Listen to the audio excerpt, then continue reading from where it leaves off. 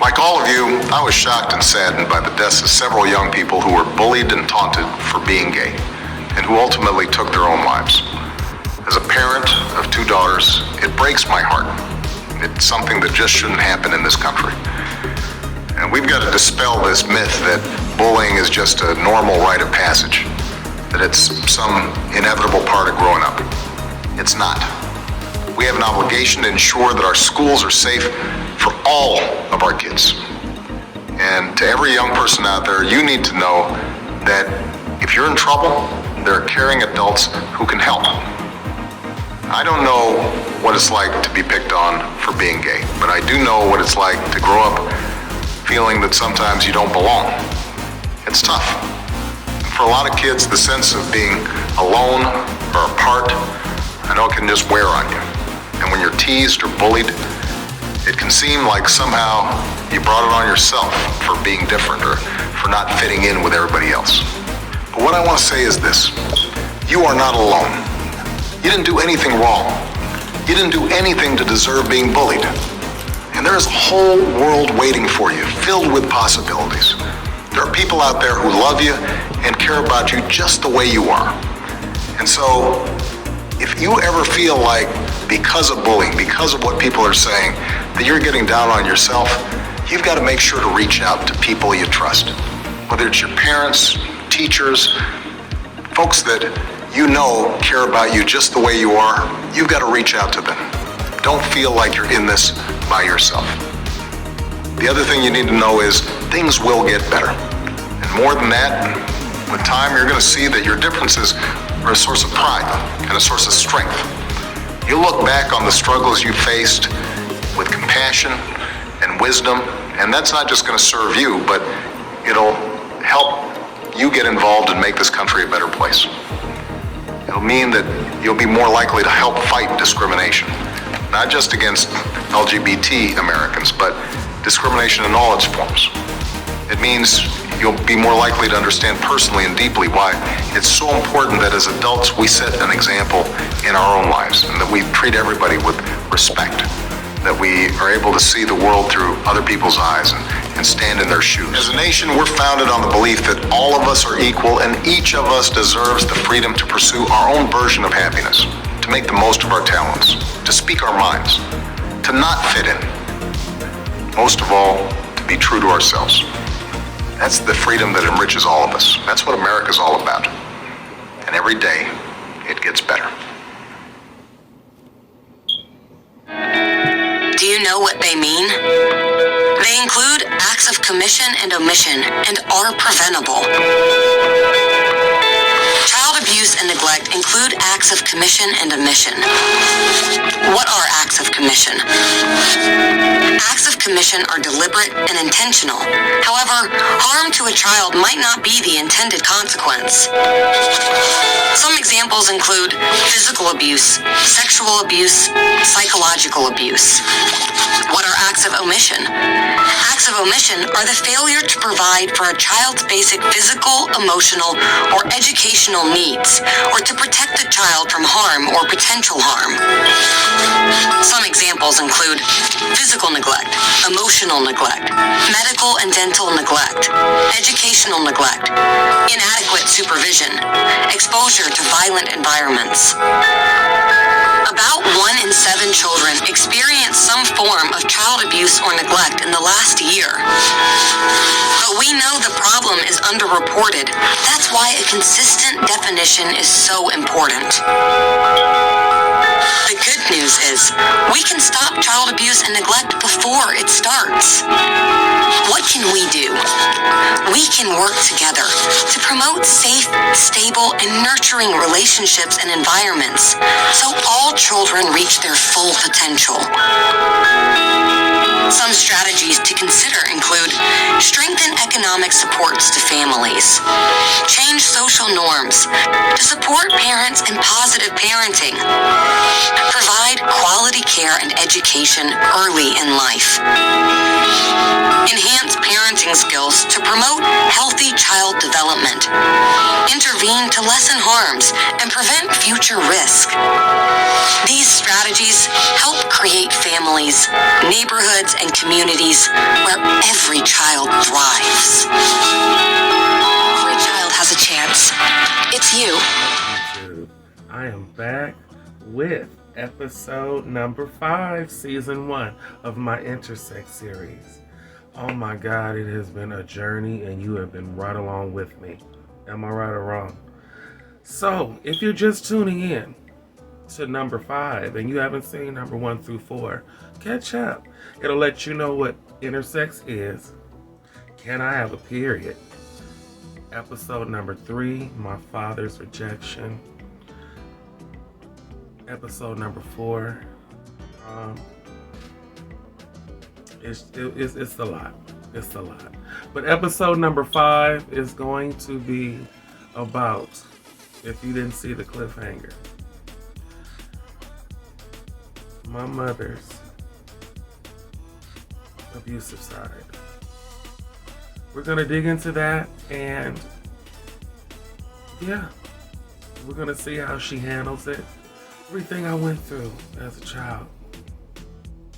Then I'm going to tell you a story about that key moment in my life when I knew my mother was abusive to me.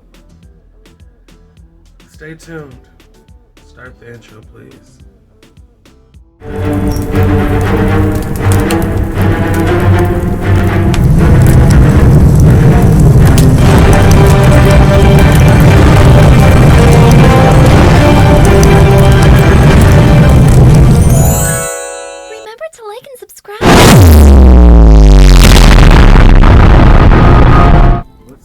YouTube. Let's talk about this. Sit back, relax, and just enjoy this story. Feel where I'm coming from. Understand where my mother was coming from. And try to get a visual picture of these key moments in my life. We already talked about when I was born. So, visualize me being born. I'm at home. We're going to start off with my grandmother and my mother. They loved each other, and I know this, but they really didn't get along like that. And I was in the middle of that. How I should be treated, how I should be raised. Quit yelling at him, talk to him. That's what my grandmother was telling my mother at the time.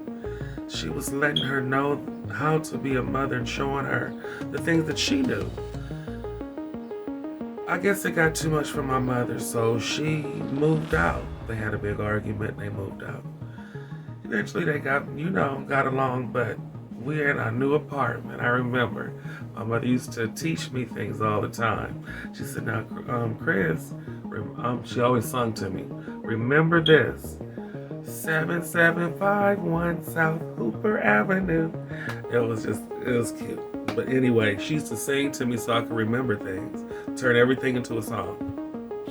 So, I remember where I stayed. She taught me things. She kept me with a good education. She kept my weight down. She's a good mother. She comforted me when I needed her. But after she started living on her own, she started drinking more. She was a little bit more freer. Those are the days, loud parties, loud gatherings, cookouts, domino parties, card parties.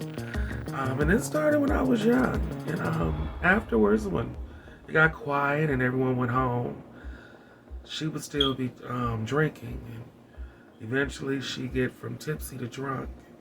And then she would call my father because he was in and out of her life at that time.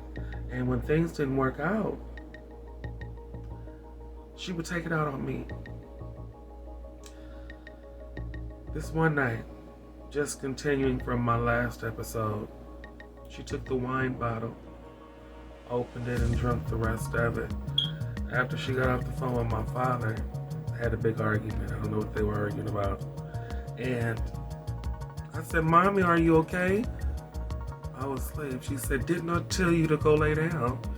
And she took the wine bottle off the counter and she grabbed my head.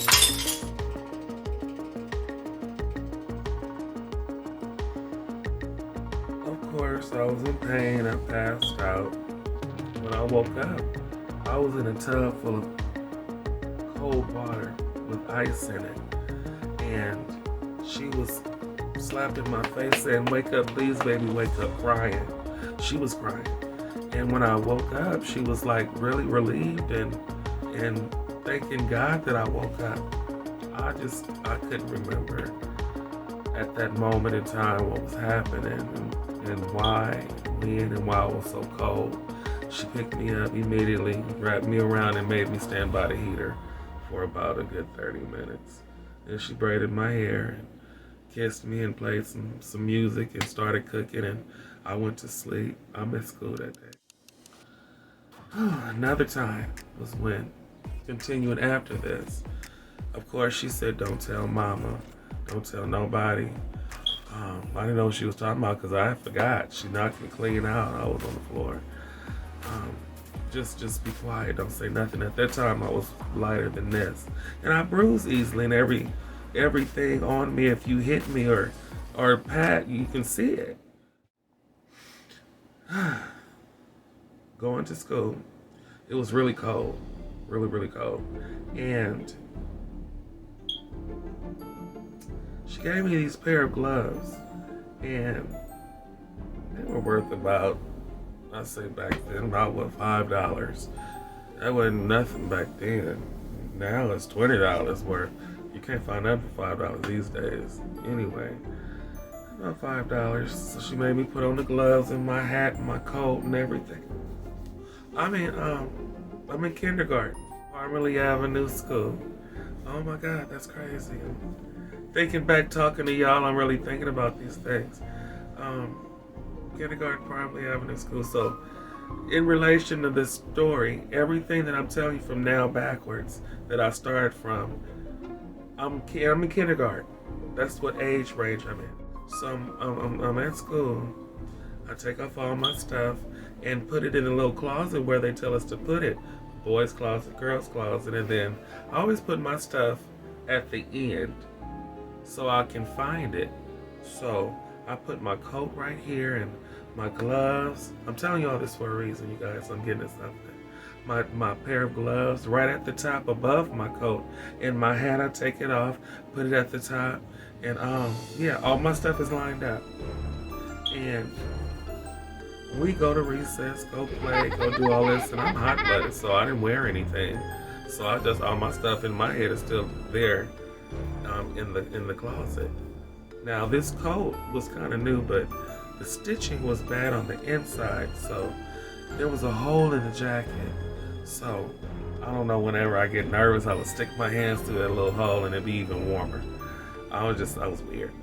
But yeah, it was real cold at lunchtime, so I just grabbed my jacket. So I'm just, playing, being a kid, and then we come back in. After the bell ringing, I'm getting all my stuff out the closet. And I put my gloves on. And I put my hat on, and my coat is really cold and raining. So I'm running out, and we walking home fast. And when we get home, and like I say, it's real cold, I put my hands all the way through that hole in my pocket. I get in and I take off all my clothes and put them on the bed, and change my clothes. It was really wet, and my mother got me in the bathtub. And when I got out and I'm drying off, she says, "Chris, where's your glove? You only got one glove here." Now, mind you, while I'm taking a bath, she's on the phone with my father. So, after she gets off the phone with my father, I know she's drinking because it's on her breath. And this was some hard liquor too. It was just straight gin. I know because I saw the bottle on the counter when while I'm in the bathroom. The visual is straight across, so I can see what's on the dresser when I'm in the bathroom. And I saw her take it and drink some while she was on the phone with him, going back and forth while I was taking a bath. So I get out, I'm drying off, and she's asking me about the glove. And I don't remember. I'm in my head, I put them on, put them in my pocket, and you know, what? So she said, I'm asking you again, where is your glove? I said, it might be at school. I know I didn't lose it. I put everything up. She said, go in there and find your glove. So I'm looking for the glove. I'm naked because I'm nervous. I'm drying off, and I just dropped my towel and go start looking for a glove. A kindergartner. Yeah, 5 years old. Looking for a glove naked, scared, frightened, terrified out of my mind because I don't know if she's going to beat me, what she's going to do. I'm looking for this glove and I can't find it. So she takes my neck and say, you don't appreciate S.H.I.T. You don't appreciate S.H.I.T. I do for you. While she's holding my neck and squeezing as she's talking, I can't hardly breathe. She tells me to lay across the bed, and then she flings me down across the bed and tells me to lay on my stomach. I hear a lot of rumbling. She takes an orange extension cord. You know them outdoor extension cords that you have, the long orange ones, the outdoor ones with the thick ones. She took that and she wrapped it around her arm and pulled out, and it made a big old loop like a rope. And she just started beating me over the back like a slave. Just beating me over my back. And by then, I'm so much in pain, I just pass out, in and out. She hits me like, I say estimately about 9 times. And while she's hitting me, she's telling me I'm a mistake. She should have aborted me. She can't believe that she had an it for a child. Maybe he was right. She said a lot of hurtful things that just rings along in my head as an adult that I'm working through. But she always comes to herself in the end and say, I'm sorry. Oh my God, I'm sorry. She looked at my back and couldn't believe what she had did. All the webs on my back bleeding and stuff. So she puts me back in the water with it being cold. It was something about cold water, I guess. Takes away the webs or heals you. And then she puts a lot of Vaseline over it and antiseptic and cream and stuff. And bandage me up and apologize and cry and say I'm sorry. Come to find out, the glove was in the hole in my pocket the whole time. Fast forwarding, I say about 4 days after that I'm going to school and I tell the teacher, my mommy beat me. Just threw it out there. I'm a kid, kindergarten, just threw it out there because I'm scared and I didn't know how to say it. I knew I didn't want to get beat no more, but I knew I didn't want to leave my mommy or mama, my grandmother. Ooh. I'm sitting there and she said, what did you just say to me, young man? And I said, nothing. She said, where does your mommy beat you? I said, on my back. I just throwing it out there again. I'm 5, I don't know no better. So she looks on my back and it's healed some because she took care of it. So it wasn't as dramatic, but you could still tell, you could still see the webs. And she said, oh my God. So I'm sitting in the office and my grandmother comes with my mother and my mother looks at me and I just knew I was gonna get beat again because of how she was looking at me. It's like she was looking through my soul. I was afraid of her. So her and my grandmother come and get me from school. They only let me go with my mother. The police came and it was dramatic. They took me in this room and they was talking. I don't know what they were talking about, still don't, till this day. But I left with my mother and my grandmother. She's mad, she's arguing with my mother. I go outside to play and I'm listening to them through the kitchen. They're arguing in the kitchen. I'm playing in the backyard with the peach trees and stuff and watering the trees. And I always play by myself because I have no friends as a child. my cousin, but he didn't understand me. He wanted to play sports, so he'd go around the corner to his other cousin's house. I was by myself. Go figure. Story of my life. So they talking, going back and forth. She said, won't you let him stay with me for a while? And she said, yeah, well, just keep him then. Just keep him. I'm tired. I'm tired, Mama. Everything going. And that's all I really heard. And they going back and forth. So she leaves, and I'm with my grandmother now. I stayed with my grandmother for off and on a year.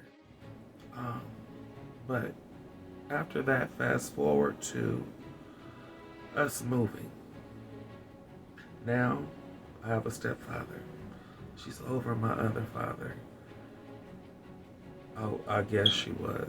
I'm not sure. Honestly, don't think she was ever over him. But she did fall in love with this man, my stepfather. He didn't know about me.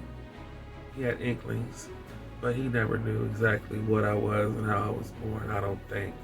And if he did, he didn't understand it.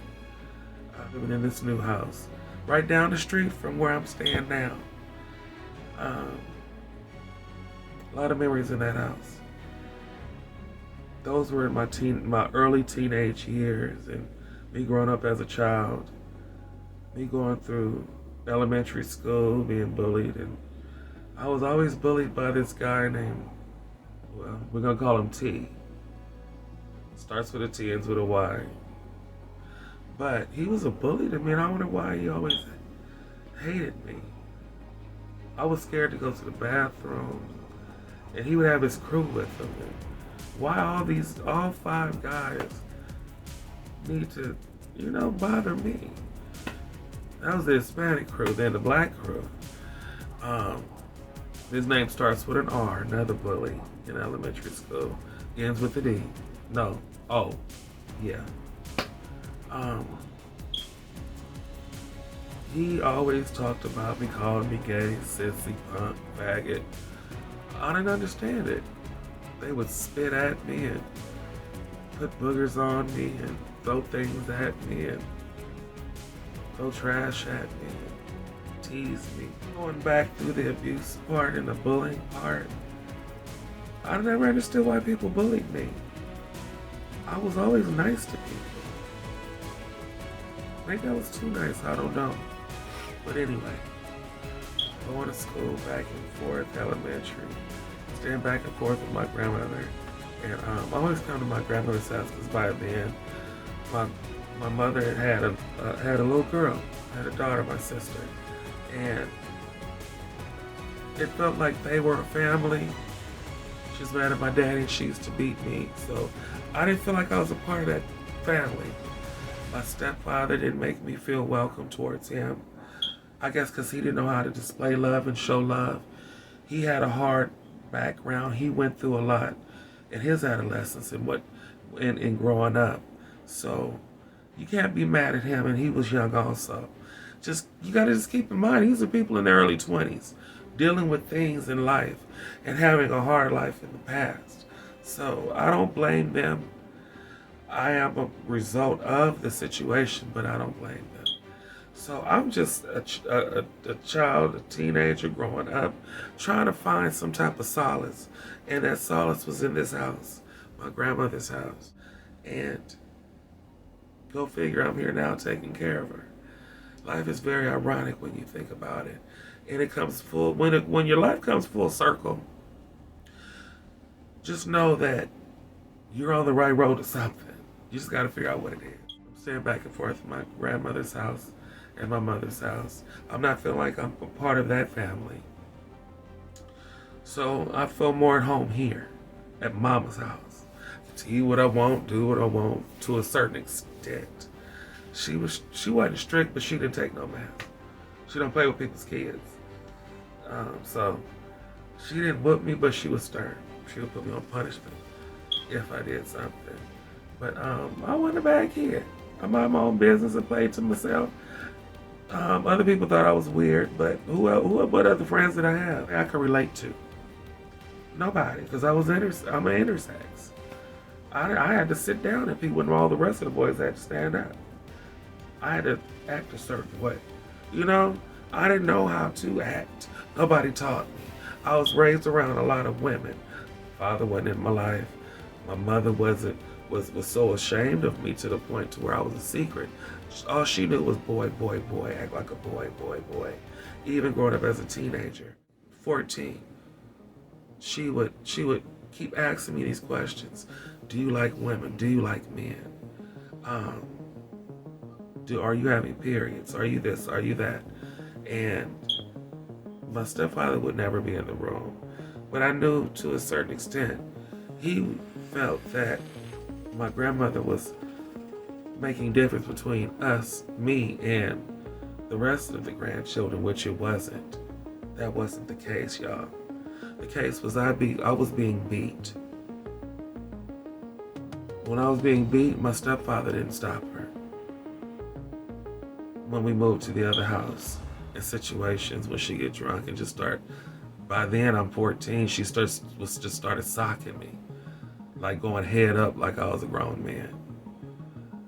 She say something to me, I couldn't even blink. I had to stay just like this. If I did this, she'd think I was rolling my eyes. I was scared to move.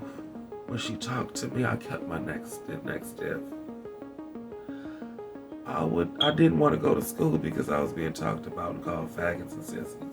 It's like I couldn't win from nowhere. So music was my escape and coming to mama's house. That was it. So I wanted to come to mama's house and go to this vacant room and sing and be me and eat and watch TV and do my homework and be a kid. I didn't have no friends, so I found ways to entertain myself. I'm still like that. I don't get bored. I don't get lonely. I entertain myself. Now I do my YouTube videos and edit. I learned how to be by myself and do things alone. 14, picture it. I'm fed up by then. My mother has a third child. She's married to this man that I never got along with, my stepfather, and my little brother gets out of hand. He bites me and I say, no, don't do that. That's it. That's it. That's just, no, don't do that. That's it. He said, don't be hitting my son. Now, this is a man that at that time wasn't doing anything but smoking marijuana and watching Star Trek and MacGyver. Stop me when I'm wrong. I took care of the house. I was the cook, the clean. When my mother got sick at the end, I was her nurse and in-home caretaker at a young age, 13 and 14 and 12, cooking for the house because she wasn't able to, helping my sister with her homework, changing my little brother and watching them when they left to go to the store and doing things. I was the housemaid. That's why I wanted to come down to my grandmother's house, because I got to be a kid. I wasn't afraid that if I didn't do this, I would get beat. Or if I didn't clean this behind somebody else, I would get a whooping. You know what I mean? Or punishment. Or talked about. I was called all kind of names between my stepfather and his friends that he hung around with in the neighborhood. They didn't think I was man enough. Well, I'm not. I have a uterus. I have periods.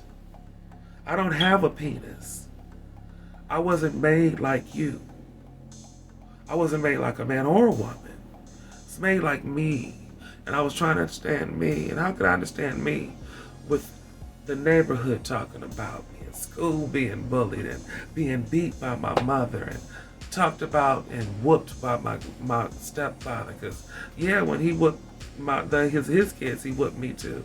For what, I don't know, because I'm the oldest and I shouldn't have let it happen. Fast forward back to, I'm sitting on the porch. And he says, don't be talking to my son like that. You better not touch my son or whoop him again. Now, these are kids that I'm watching, I feel like are mine. And I'm just saying, no, don't do that. So he'll stop and listen to me. So I say, you know what? It feels like he's my son because you don't do shit. Excuse my language. Of course, I was wrong. I was disrespectful. I was 14, just fed up though. telling you all of that and why I said what I said and did what I did. It still wasn't okay to disrespect your parents or your step parents. Period. If you're a child, respect adults. My mother gets up and said, Chris, you already know what I have to do. I said, yeah, I do. I'll be on the bed waiting. I didn't care anymore. I was tired. I laid across the bed on my stomach, and she takes a small bounce. She said, she crying now, saying, why am I whooping you? Why did you just say that? I'm sorry. I'm sorry that you have to go through all this. She hitting me, whooping me. I get up, I don't move, I don't say nothing. I'm just laying there. She said, you hate me, don't you? You want to live with mama? You hate me, don't you? But she's going in and out of nice to me. She's slapping me and choking me and just going through the motions. And she's sitting on the bed drinking, and she said, get the F out. Get the F out of my house. So I walked down to mama's house and tell her what happened. And I'm down here with silence and nothing to say. And we didn't say anything for a while. Then I move home. Yeah, I'm planning a surprise party and I throw it for her. She's happy. She thanks me. That night when she got drunk, she was very emotional. She thanked me. She appreciated me and showed me gratitude for everything that I did for the house, for her, bathing her and washing her feet, massaging her when she was in pain, and massaging her head because she had these bad headaches. She just showed me a lot of gratitude that night. Fast forward to December 13th, 10:38 p.m. I'm laying down in the bed. This is 1996. I'm laying down in the bed, well, on the floor, because my little brother was laying on the bed and my sister was in the top bunk. It would fall, so I didn't lay in the bottom bunk because I don't want no bed falling on me. I'm laying down on the floor, and I hear my mother arguing with my stepfather about some donuts. She had a tumor in her stomach that gave her pregnancy symptoms. She would have cravings. She had this bad tumor in her head that we didn't know about. So the back of her head, we were on the county, no money, so they would only go so far back on her head with the CAT scan in order to, let her know what was wrong with her. So the tumor didn't show. That's how she just kept being in pain. I'm sorry. Keeping it together. I'm keeping it together. I'm gonna be okay. I'm gonna cry on camera. Getting up. I'm sitting there like, I wish they'd just stop arguing. He leave out. She started having these big headaches. She said, oh my God, Chris, come here, Chris. She said, I just don't feel so good. I don't feel good. She said, everything that I've ever done to you, beating you, whooping you, blaming you for everything that was wrong for me in my life, I'm sorry.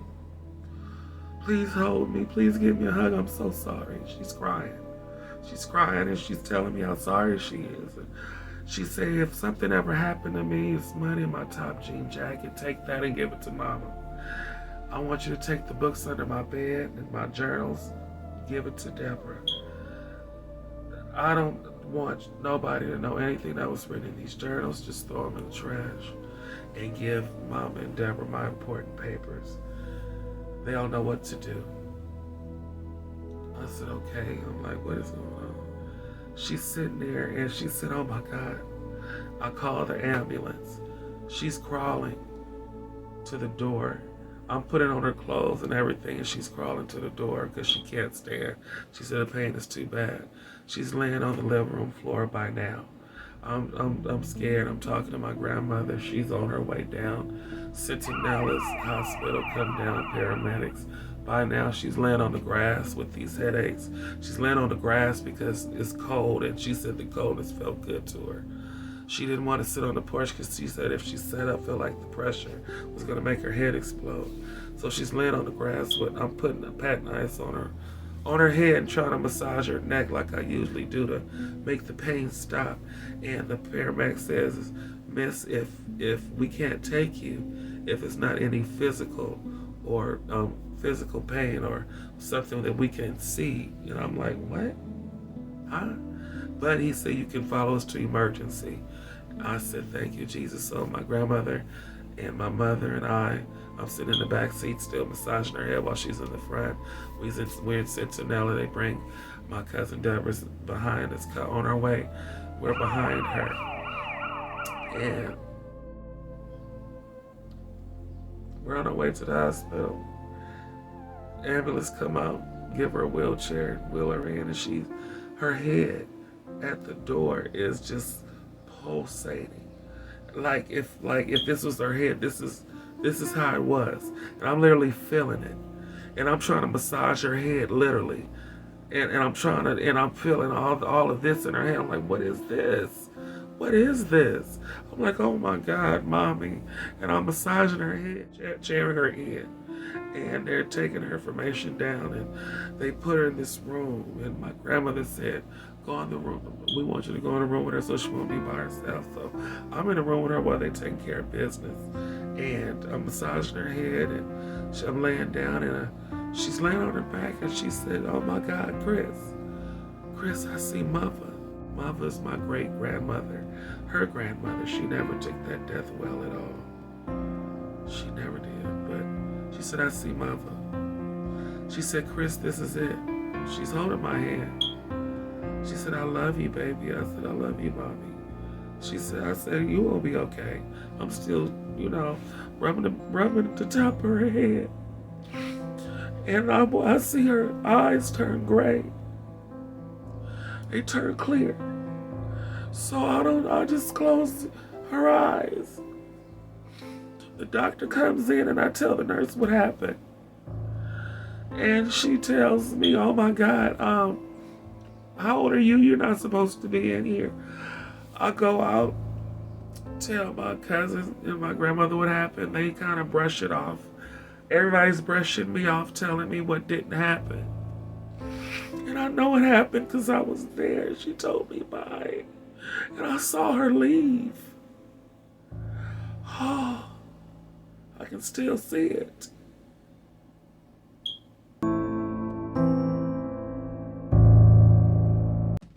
Thank you so much for tuning in to episode 5, Intersex series. The things that I talked about made me who I am today. It made me stronger, resilient. I forgave my mother. I forgave my stepfather. I thank my grandmother for always being here, being my safe haven. This is why I take care of her and do anything I can for her. I thank you so much for watching me, watching my series, getting to know about me and my intersex experiences in my life and how it affected my life. I thank you so much. Thank you so much for watching with an open mind, heart, and soul. Now please stay tuned for other intersex people that I have befriended, gotten to know, and actually wanted to be on my series. I thank you and I appreciate you for joining in on this journey with me. The more the merrier. So stay tuned for these two special people that have been through their own experiences and an update and other things that you can do if you're a child being abused physically by anyone. It's not okay. You're not the one in the wrong. It's not your fault. It's always going to be that one person you can tell that will be that safe haven for you. The Phoenix Saga continues, and I love you all for free. Okay. You were saying that very strange places, when the child is a toddler, you expect shin bruises. You expect that. But to have a bruise on the chest would be very strange. That way though. Ready? And give a good cough. Go. We'll have team camp next week.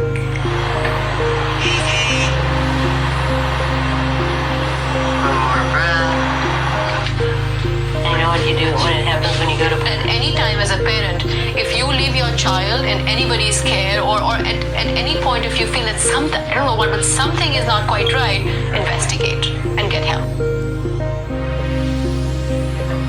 My name is Emily, and I wanted to briefly discuss the issue of child abuse, how you can recognize it, and how to report it.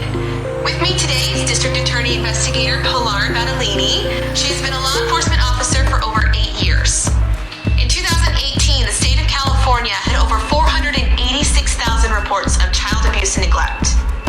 Investigator Badalini, can you please tell us how we as members of the community can recognize potential child abuse? Of course. So anyone close to a child may notice things such as sudden changes in the child's behavior or demeanor.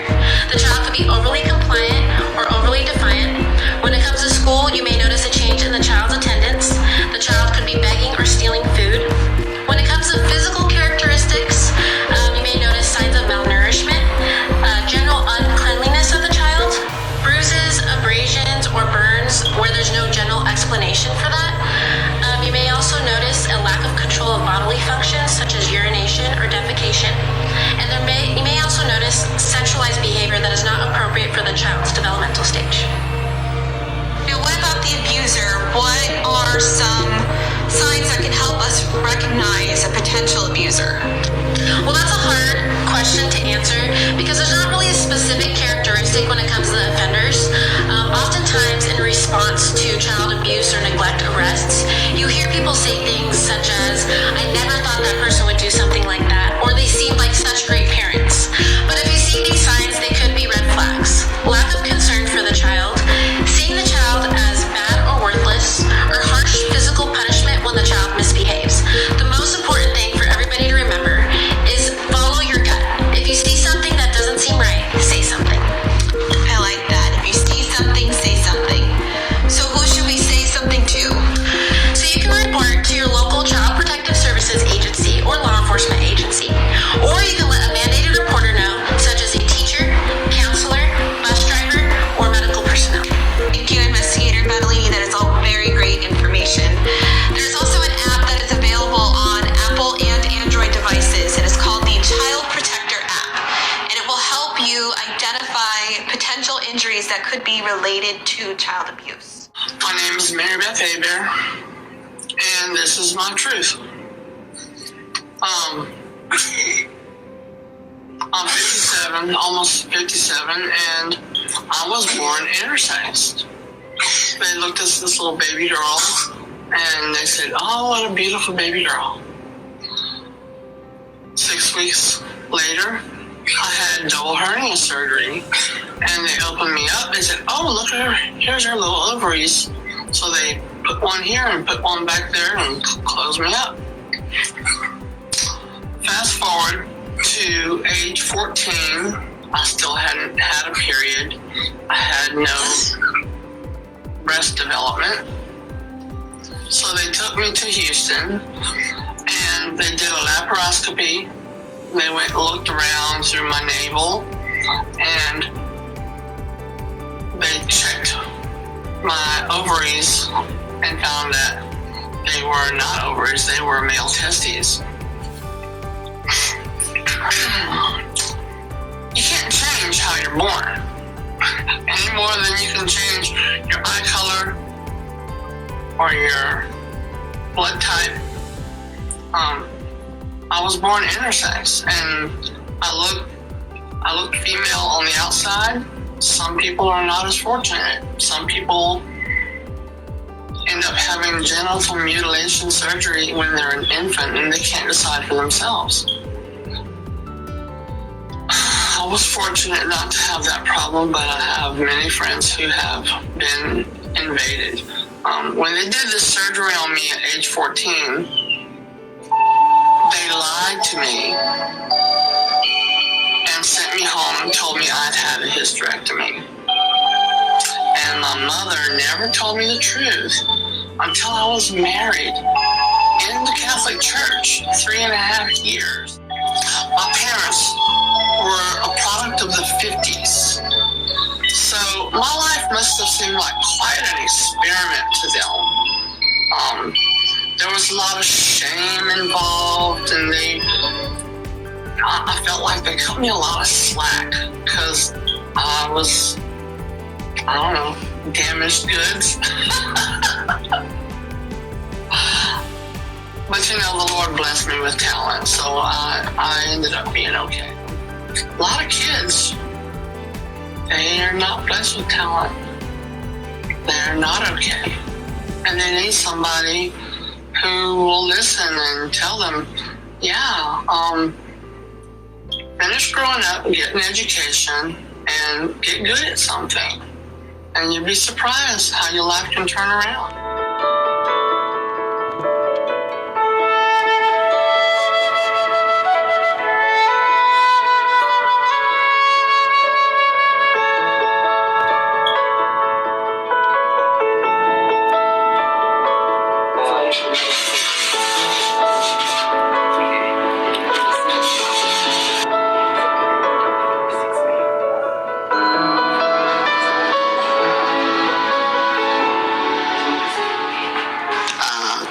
Intersex child is one of the most challenging things in humanity, and especially in our country. I remember very well when my child was being born, we had even done a pre-test.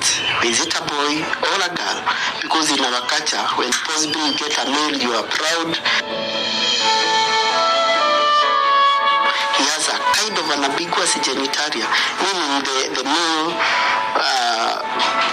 anatomy is not well formed. But we were told it's something simple by the midwife, and then we will have to undergo clinic. I've never failed to go to a clinic with my wife together until when we were told just to go to a national hospital, because initially they could not identify the testicles.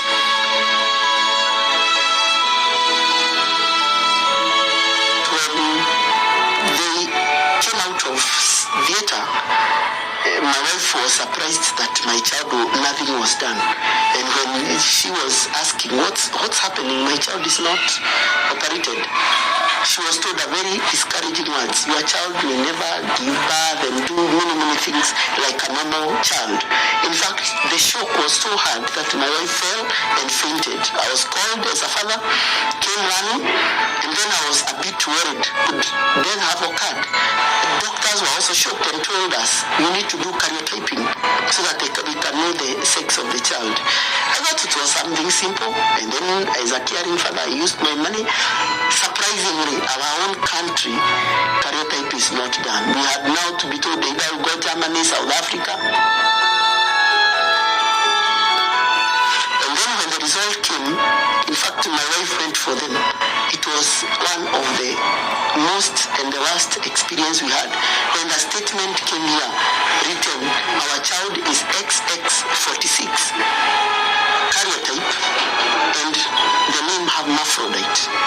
That made you feel as if you are not a human being. And then there are people telling you, divorce your wife, kill the child, so that you can live a normal life. I said, I'll never, because children were bullying my child. I had now to transfer the child to a better school where hygienically he could not go to the toilet. Okay, I have come to a point where we have to speak up to save these children, and I'm happy that by grace of God, things are now going to get better. My child, I will protect him until he fulfills the dreams in life.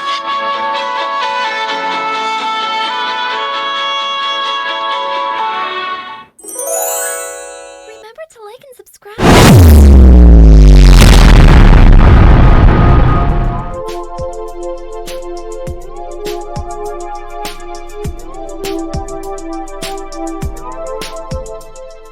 Spending my time believing that I'm flying